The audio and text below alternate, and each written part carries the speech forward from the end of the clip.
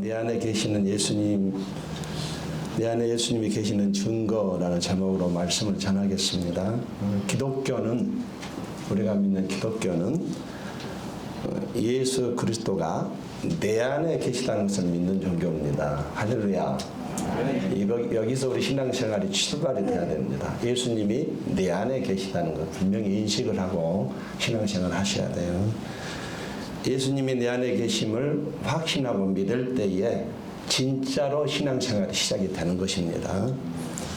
예수가 내 안에 계심을 인식할 때부터 비로소 뭔가 느낌이 오기 시작해요. 뭐 자유함이라든지 평안함이라든지, 더 나아가서는 이제부터 죄와 싸워야 되겠다는 의지가 생기기도 하는 것입니다. 또 이제부터 하나님을 사랑해야지, 이웃을 사랑해야 이런 마음이 그때부터 생기는 것입니다. 문제는 예수님이 정말로 내 안에 계심을 믿지 못한다는 것이 큰 문제란 얘기예요. 하나님이 나를 사랑하시기까지 사랑하셔서 독생자를 주셨습니다. 이게 복음이거든요.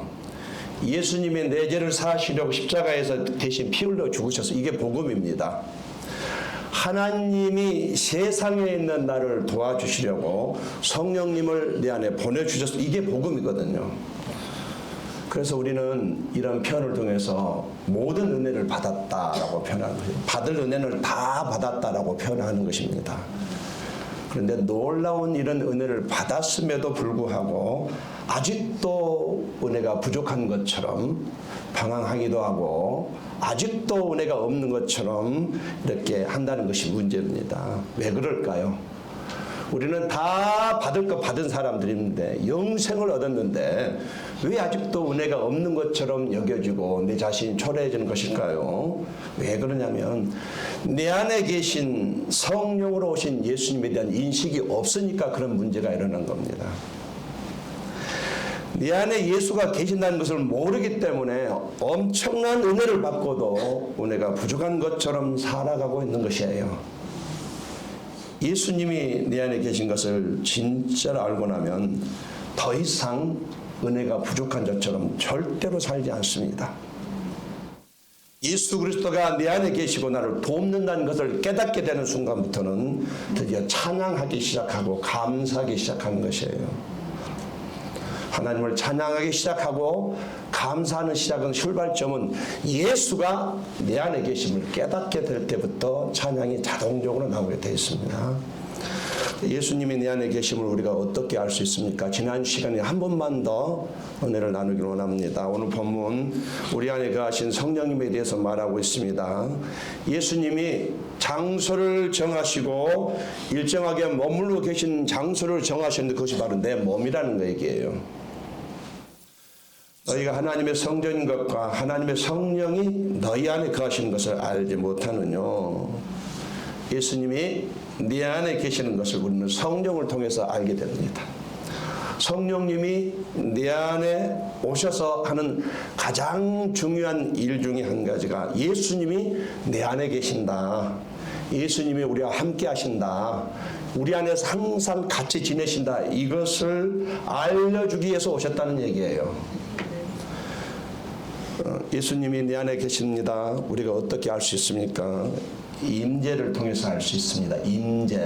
임재가 뭐냐면은 내 안에 계신 예수님을 느끼는 것이 임재. 따라서 내 안에 계신 예수님을 느끼는 것, 이걸 임재라고 표현합니다. 임재. 그런데 이 임재는 우리에게 항상 있는 것은 아닙니다. 어떤 날은 임재가 충만한데도 어떤 날은 임재가 전혀 없어가지고 화탈할 때가 있어요.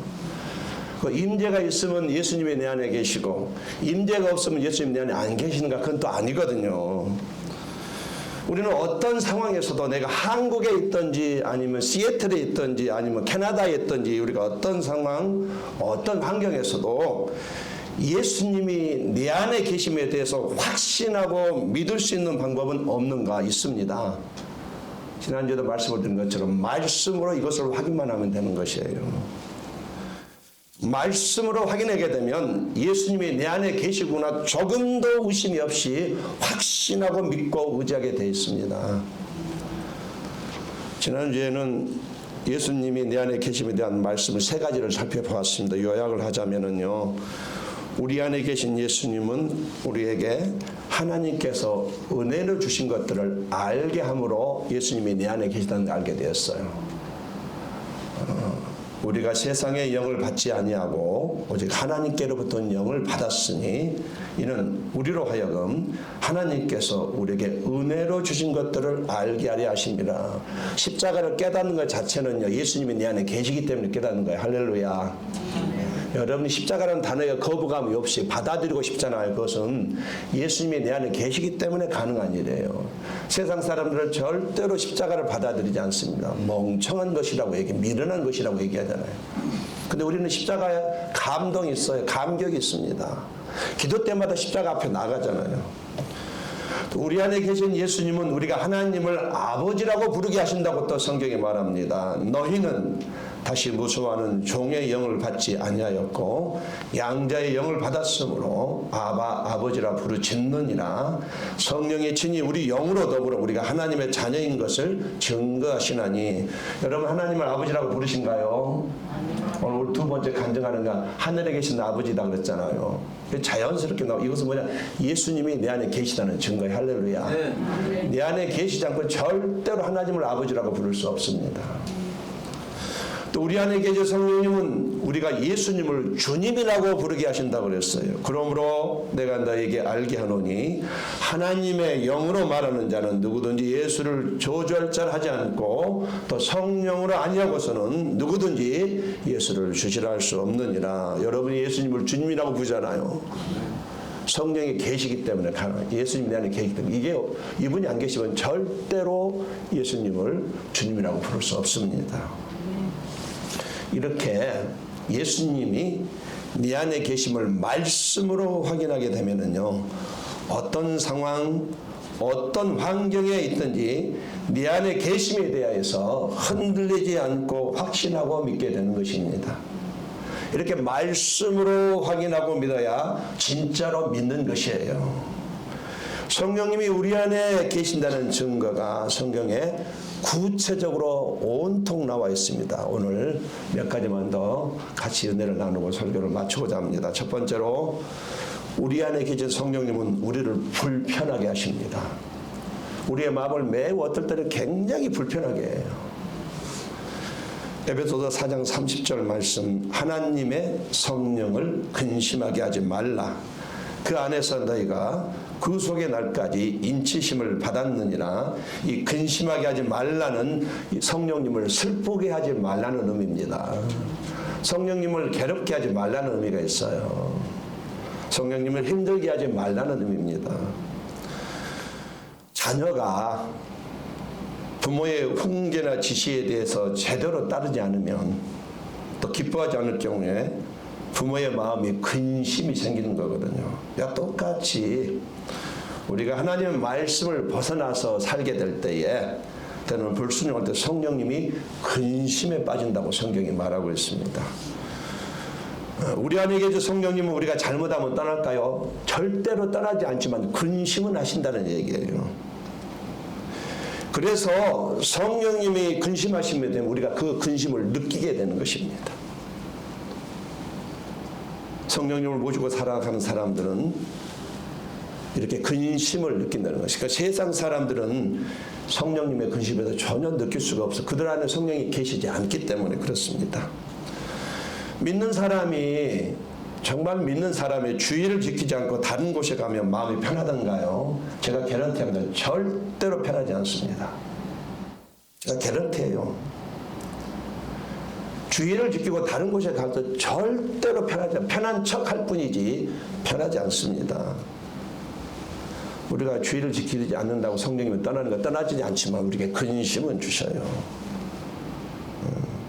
때로는 불안하기도 하잖아요. 주일 예배를 거르면 사실 불안한 게 사실이거든요. 또 불길한 마음이 들고 어떤 혹시 뭐 사고라도 나지 않을까 이런 마음이 들 때 있습니다. 왜 그런가요? 우리 안에 계신 성령님 때문에 그런 것이. 동의하시면 아멘 하시겠어요? 네. 성령의 근심이 있다는 것을 우리가 알아야 됩니다. 잘못을 하게 되면 우리는 하나님의 의식이 돼요. 마음이 불편합니다. 때로는 죄책감을 느끼기도 합니다. 근데 세상 사람들은 죄를 짓더라도 전혀 이런 거에 대해서 그렇게 그닥 느끼지는 않습니다. 마음이 불안하거나 죄책감이 심하게 오다가 그러지 않습니다. 그런데 우리는 있습니다. 이런 게 있잖아요. 왜 그런가요? 내 안에 예수님이 계시기 때문에 그러는 것입니다.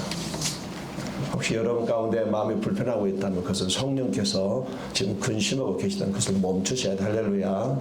그게 뭔지는 모르겠지만 특별히 은밀하게 죄를 지을 때 사람들이 왜 은밀한 죄를 짓냐면 사람이 보지 않기 때문에 은밀한 죄를 짓거든요. 만약 누가 보고 있다면 은밀한 죄를 절대로 지을 수가 없습니다. 그런데 예수님이 내 안에 계시다는 것을 인식하게 되면 이 은밀한 죄를 지을 수가 없어요. 사람은 안 보지만 예수님이 보고 있기 때문에. 우리가 잘못하면 성령님이 근심한다는 것을 기억하시기 바랍니다. 그 근심을 또 내가 느낀다는 것을 기억하시기 바랍니다. 잘못을 했을 때 우리 마음이 불편한 것은 예수님이 네 안에 계시다는 명백한 증거입니다. 두 번째, 우리 안에 계신 성령님은 용서하고 사랑하게 만들어요. 요한일서 4장 12절 13절 말씀, 어느 때나 하나님을 본 사람이 없을 때 만일 우리가 서로 사랑하면 하나님이 우리 안에 거하시고 그의 사랑이 우리 안에 온전히 이루느니라.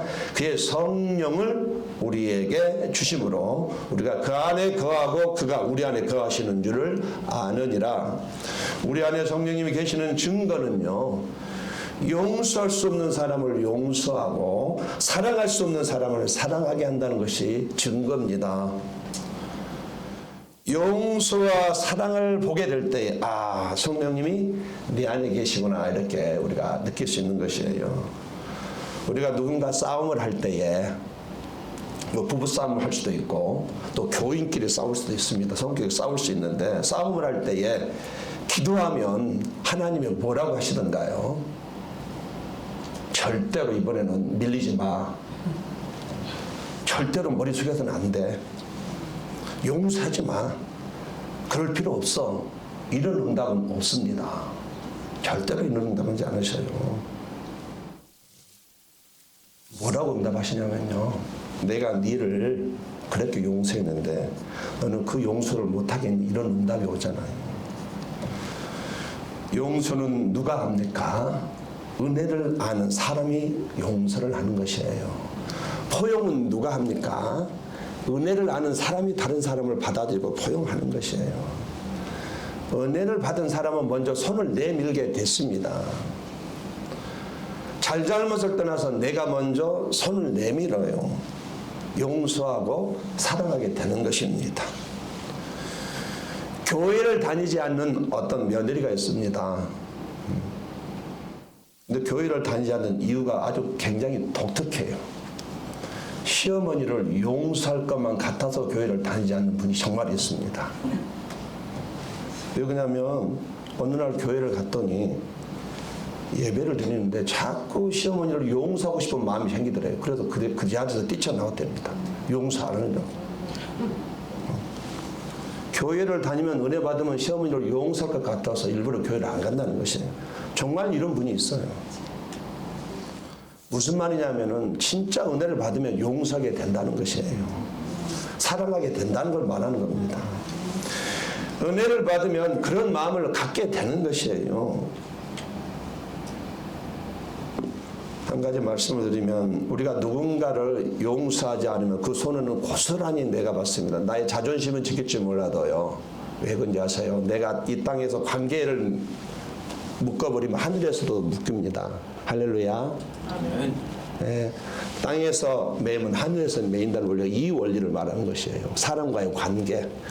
내가 누군가를 용서하지 못하면 하늘에서도 문이 닫혀요. 축복의 문이 닫히게 됩니다. 그러니까 누군가를 용서하지 않으면 우리 그리스도인은 굉장히 큰 피해를 보는 것이에요. 아침에 써왔더라도 저녁에 용서하는 것이 가장 이런 잠언에 나오잖아요. 아침에 불편하더라도 저녁쯤에 용서하라고 사랑하라고 분명히 말합니다. 왜 그런지 아십니까? 그 다음 날까지 하늘의 문이 닫힐 수 있는 가능성이 있기 때문에 그런 것이에요. 용서하지 못하고 사랑하지 못한 사람을 용서하고 사랑하는 것은 내가 은혜 받은 증거이며 내 안에 예수님이 계시다는 명백한 증거입니다. 내 안에 예수님이 그렇게 하도록 만든, 우리가 어떻게 용서를 합니까? 내가 내 남편을 어떻게 용서를 시켜? 용서 못하거든요. 내가 내 아내를 어떻게 용서 못하고, 그런데 예수님 때문에 내 남편을 용서하고 예수님 때문에 내 아내를 용서하는, 동의하시면 아멘 하시겠습니까? 예, 예수님 때문에 용서할 수 있는 것입니다. 자, 세 번째, 우리 안에 계신 성령님은 우리가 증인이 되도록 하십니다. 사도행전 1장 8절 말씀, 오직 성령이 너에게 임하시면 너희가 권능을 받고 예루살렘과 온 유대와 사마리아와 땅 끝까지 이르러 내 증인이 되리라 하시니라. 성령을 받으면 반드시 증인이 되게 되어 있습니다. 내 의지하고 상관이 없어요. 예수 믿지 않는 사람을 인도하고 싶어진 마음이 생기는 것은요, 내 안에 성령님이 계시다는 명백한 증거예요. 전도에 욕심 있는 사람 있잖아요. 예수님 내 안에 계시다는 명백한 증거입니다. 거부할 수 없습니다. 성령 받은 사람의 본능입니다. 복음을 전하, 물론 때로는 쑥스러워서 맡기고 다니고, 그러나 마음만은 분명히 누군가를 전도해야 되겠는데 거룩한 부담감이 있잖아요. 이것은 성령이 내주온 사람의 본능이라고요. 그런데 세상 사람들은요, 누가 교회 가든지 말든지 전혀 생각하지 않습니다. 오히려 교회 가는 사람을 오늘 골프 치러 갑시다 하잖아요. 교회 가는 사람 문 앞에 오늘 낚시 갑시다 하잖아요. 예수 믿지 않는 사람들이 하는 것이에요.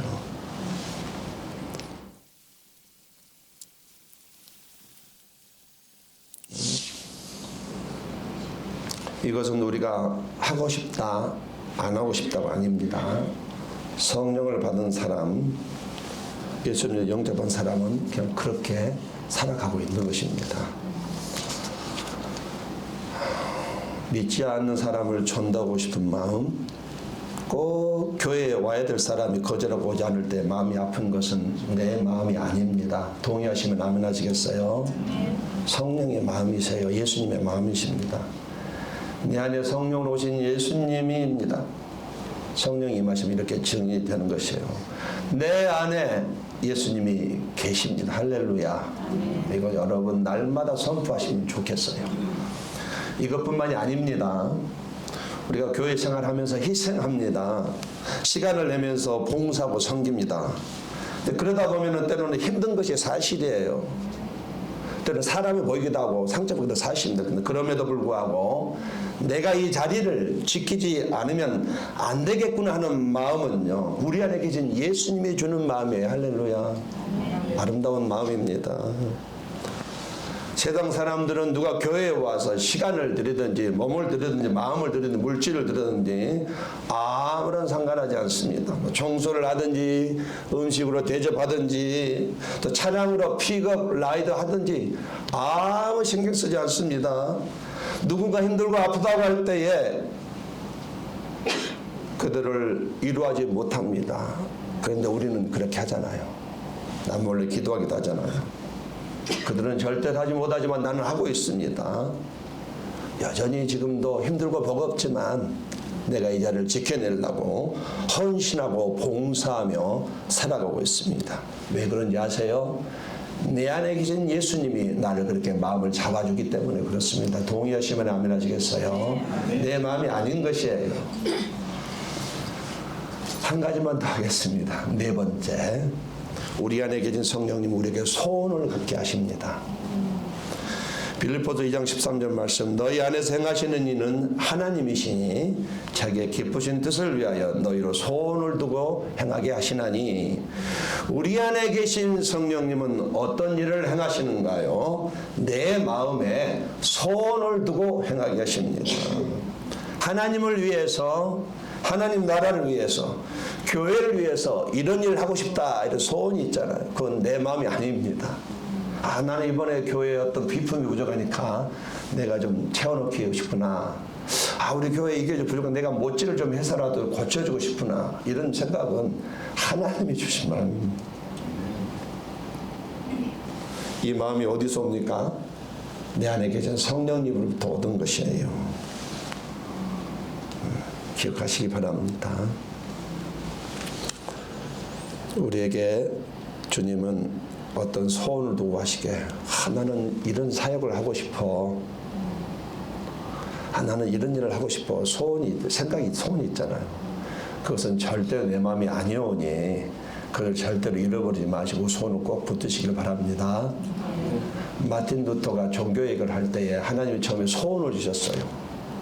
이 썩어있는 가톨릭을 개혁을 해야 되는데 자기는 일개 한 사람의 연약한 사람에 불과해요. 내가 한다고 해도 안 돼. 그런데 소원은 자꾸 커져요.